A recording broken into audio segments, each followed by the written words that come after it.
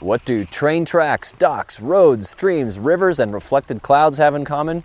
They can all be used as leading lines to help your photos suck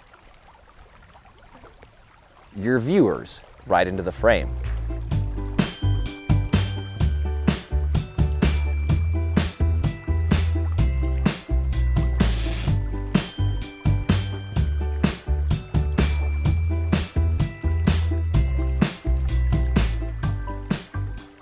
Hi diddly ho there, faux tiddlyographers, and welcome to Pro Photo Tips. My name is Josh Cripps, and you can find me on Instagram and Facebook at Joshua Cripps Photography. Leading lines are one of the simplest ideas in composition, but also one of the most powerful because they draw your viewers into your photos, lead them on a journey through the image, and ultimately point them at some kind of visual payoff. Think about when somebody says, "Holy shit, look at that!" and points right at whatever it is.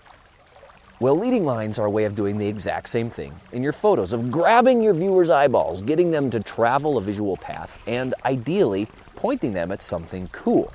But before we learn how to do that, first we have to learn. Anybody know?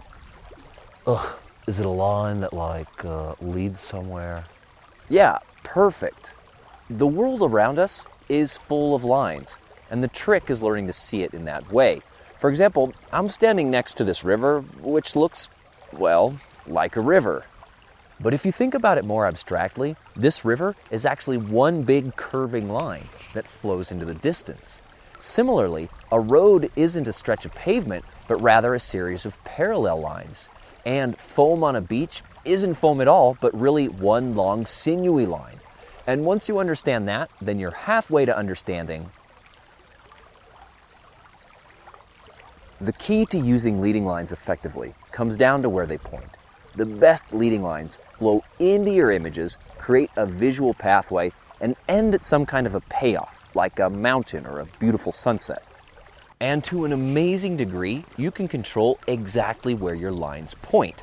I can't physically move this river, but by standing here and pointing my camera there, I can make it flow from left to right in my photo. Or by moving just a little bit, I can make it flow the complete opposite direction in my photo. Where you stand and how you point your camera makes all the difference in the world. So figure out what the visual climax of your shot is and then find a way to point your lines right at it.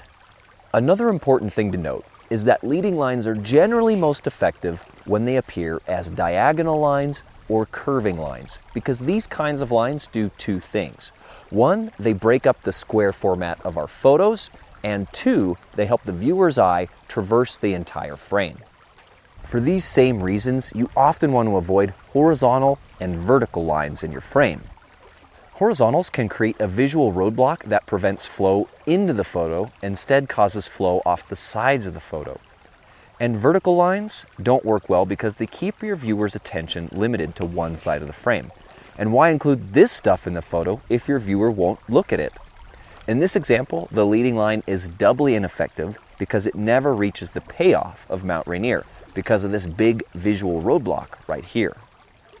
If you do a search online, you'll find lots of examples of effective leading lines, but you'll also notice that 99% of those follow the same tired format of a road leading off into the distance. So here are a few more examples of different kinds of leading lines to get your creative juices flowing. Here's a classic example where the river and the stream bank both curve off toward the mountains and the sunset. In another classic example, the lines of the dock point out into the lake and the mountains beyond. Here things are getting a little more interesting with some cracks in the ice leading off to the mountains and the sunset. This is quite a neat example because it's the edge of the snowbank and the color contrast that forms the leading line.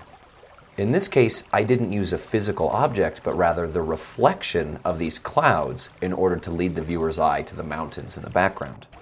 In this photo, it's the repeating patterns of these rocky shelves that pull the viewer's eye into the photo.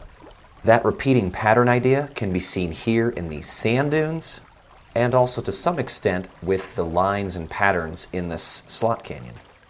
And in this final example, I used a long exposure to create streaks in the waves to make leading lines out of nothing. As always, thanks for watching. If you enjoyed this video, please share it with your foamies and subscribe to the channel. You can also join our newsletter for more photo tips and check out some of our other videos about composition. Until next time, have fun and happy shooting.